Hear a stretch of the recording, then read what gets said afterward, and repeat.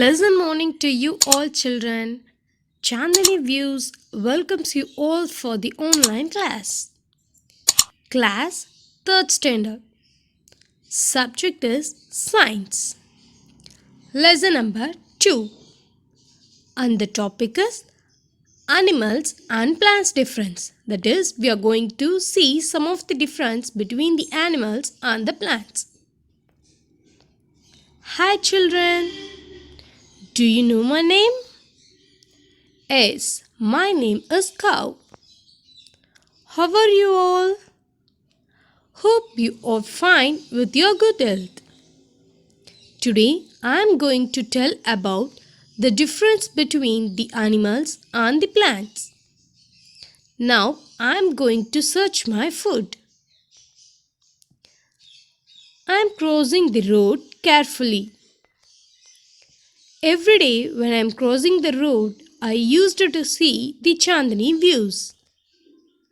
I used to stay there for a long time. This is the place. I used to stay here. I'm a plant. Do you know where I'm living? Yes, I'm living in a garden of the Chandni views. You can see me in the next slide. Hi, I'm here. Now we can see the lesson. First, we can see about the movements of plants and the animals. What are you looking for? I'm searching the food for me. Food? What food will you eat? I will eat the grass. Can I ask you one thing? Sure, ask me. Every day I'm crossing the place. You are staying in the same place. Why are you not moving? I'm a living thing, but I'm unable to move from one place to another place. I am moving and searching for my food, but you, how will you have your food? Cow, I can make my own food from air, water and sunlight. So, this is a movement. Let's we see the movements of the plants and the animals and how they are preparing their food. First, we look about the animals. As you can see the picture that the cow is eating the grass. The cow can move from one place to another place in a search of food. They used to eat the green grasses as their food. They chew it well and then swallow inside the mouth. This is applicable for many animals to eat their food. Now we will move on to the plants. But in plants, the intake of food is totally different. They can't able to move from place to place in search of food. So, they consume their own food by observing the sunlight, water and air from the soil, as the tree said us before. The type of food processing in plants are known as photosynthesis. So, it's clear that animals used to move from place to place in search of food, whereas plants consume their own food in a same place with the help of the process photosynthesis. Have you understood, children? We can see our next topic. Hi friends, what are you discussing? We are discussing about our way of living and food habits. I think you also have your food by moving from one place to another place. Yes, we don't make our own food. We eat plants and some other animals. I used to eat the trees. the branches also, because I have a long neck, so it's easy for me to eat the branches. But there are some different animals, they have different food habits. Some animals will eat the animals itself. Really? Can you tell us about them? Sure. Listen carefully. You should also listen, children. Animals like cow, goat, horse, etc. are plant-eating animals and they are known as herbivores. They used to eat only grass, plants and sometimes flowers. But there are some animals like lion, tiger, dog, cat, etc. All these animals are flesh-eating animals, and the animals that eat flesh of other animals are known as carnivores. Really? Yes, they eat them itself. We can see their images too. Plant-eating animals. So, you can see the rabbit and the goat. They are eating grasses. As I told you, the animals that eat grass as their food are known as herbivores. That is, they eat only grasses, flowers and plants. See this picture. The elephant and horses are also the example of herbivores. They eat a green leaf plants and have a good health. Whereas some animals they eat the flesh of other animals. As I told you before, animals that eat the flesh of other animals are called as carnivores. See the first picture, the cat is eating the flesh of some other animal, and in the second picture the tiger is eating the other animal. So the lions, tigers, cat, dog, etc. are the examples of flesh eating animals. So the animals are of two types, that is they take food as a plant, which are herbivores, and they took food as a flesh, they are known as carnivores. Have you understood? Now we can see about how the plants prepare their foods. Hi, I am a green plant. Hi, I am a non-green plant. We are going to tell you what is the green plant and the non-green plant. All green plants are preparing their own food, but plants like me, molds and mushrooms cannot make their own food because we are not a green plants. Then how will you prepare your food? We get our food from the decaying organic material. Plant preparing food. This is the food preparation process in the green plant. All the green plants will have chlorophyll in their leaves, which gives a green color. Not only the chlorophyll, it also has the stomata, which is used for respiration process and also for preparing the food. Usually the leaves absorb the sunlight, water and the air. After observing these three, it's prepare a food on their own process. That is known as photosynthesis. After the food is prepared, it converts the food to all parts of the leaves, branches, roots, etc. so that the plants get enough energy to grow. Also in respiration process, carbon dioxide and water will be taken inside as a inhale, and as a exhale it gives the oxygen outside. Water and nutrients will be collected by the plant with the usage of roots. So this is the process, that is photosynthesis, that takes place in the green plant food. Plant preparing food for non-green plants. These are the plants which are not in green color, that is, there is absence of chlorophyll. So they can eat their own variety or the food that decays. For example, if any insect that dies on their body or near the plant, it absorbs the dead body. That is, it absorbs the decaying materials from that dead body and lives with the use of it. Have you understood about the green plants and the non-green plants?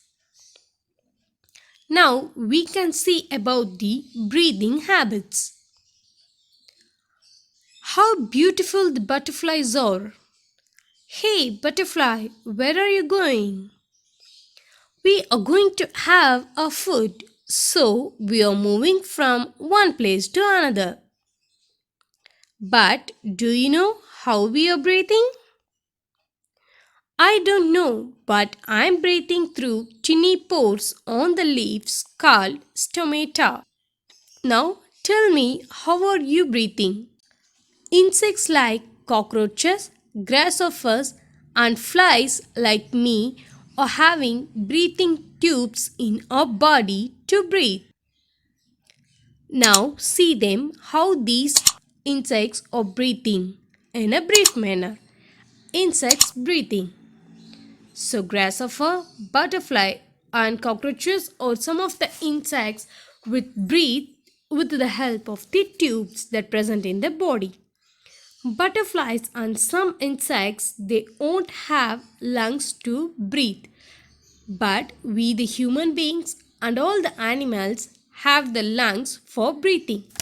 Instead of lungs, they have a small opening on the sides of their body. They are called as spiracles. The spiracles will be in a tube-like structure. So the oxygen enters to the tube-like structure called spiracles and it transfers the oxygen to every part of the body. So insects can breathe with the help of the tube-like structures called spiracles. So there are no lungs in their body. Really? Yes. Butterflies, do you know how we are breathing? I don't know. I will tell you now. Listen carefully. Most of the animals have nose to breathe. Sea animals like fishes and crabs have gills to breathe in air. Animals breathing. So now let's we see about the animals that breathe with the help of gills. That is, sea animals like fishes and crabs. So this is the gills. There will be a small opening on the side of the fish near the eyes. So it takes the inhale of oxygen through the mouth. So the air enters inside the body of the fish through the mouth. After the respiration process finishes, the exhale will be happen through the gills. So intake the breath through the mouth and exhales the breath through the gills. The process will be taken between the mouth and the gills. This is the breathing process that takes place in a fish and in a crabs. Other animals, they use to breathe with the help of their lungs, as usual the humans do. Really? It's interesting. Now we can see about the reproduction. Hen comes out from the garden. Hi everybody, can I ask you one thing? How do the animals and the plants do their reproduction? Can anyone tell me? Sure, I will tell you, hen. Animals reproduce by giving birth to their young ones. But birds and snakes lay eggs to reproduce their young ones. Yes, you're right, cow. I too lay eggs. So let's see the animals that lays egg for reproduction. So here is the picture that shows us how the hen lays the egg. So for reproduction process, the birds, snakes, hen will lay a egg. So the young one will be present inside the egg. After a particular period, the shell of the eggs peel off and the young ones will come out. So this is the reproduction process that takes place in the animals of laying eggs. Some animals can reproduce their young ones inside the stomach, so it directly gives a birth after a particular period. Some animals, they lay eggs and the young ones will come out from the eggs. Animal reproduction. So we will see how the animal reproduction takes place inside the egg. See, first the hen used to lay a egg. Inside the egg there will be a small chick. Chick is nothing but it is a young one of the hen. So the chicks start to grow. So first it will have a head part, then the body part will develop and the eyes, nose, eggs all will develop. Once the chick becomes full in a body structure, then it's peel off the shell of the egg and comes out as a little one. So this is the reproduction process that takes in animal's life. See, dog is there? Hi dog. Hi everyone. What are you doing here? We are talking here. How do you came here? I can feel some smell here. Dog, how can you feel the smell? I can't able to feel that, but I can breathe. We animal have sense organs like skin, eyes, nose, ears and tongue to find our food. They can show their feelings, but plants cannot feel this. Sense organs. Yes, both the animals and the human beings, we have the sense organs to feel. The plants can also feel, but they won't have any sense organs or particular organs to feel their sense. See the picture clearly. In first picture, the dog is sensing the smell. So it is searching a food with the help of sensing the smell. So in the second picture, someone has disturbed the lion. So it is roaring. It is able to feel the touch. That's why it is feel the disturbance and it is roaring. So feel and touch all comes under the sense. But dog, there is a plant which can feel the sense. Really? What is the name of that plant? Touch me not plant. This have sense of touch only. Really? I don't know about that plant. Touch me not plant. So we have learned that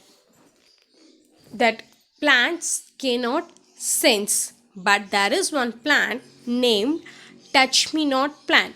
That is, if you touch the plant, its leaves will start to shrink. It only has one of the sense, that is feel. It has only feel sense. The other four senses are not in use. So this plant is known as touch me not, because if you touch the plant, it automatically shrinks its body. After particular time, it again open its leaf. Now I understood tree. Now we can see about the animals and the plant show. They depends on each other. Monkeys will jump on the tree and they will eat my fruits. What? Yes, the monkeys eat the whole fruits and throw the seeds in the soil. These seeds once again grow into a plant and again it will be eaten by the animals. Plants growing.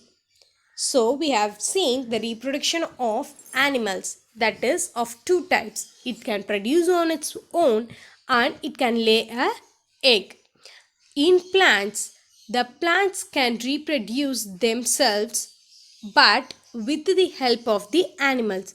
For example, if there is an apple tree, the monkey eats the apple and threw away the seeds somewhere. So what happened? The seeds will get inside the soil and started to grow as a plant. After it becomes a tree, it consumes a fruit, that is apple. Again some animal will eat and throw the seed somewhere. Again it starts to grow and become a tree and produces a fruit. So this is the process of reproduction in plants. So both the plants and the animals are depending on each other. All the animals are in the garden.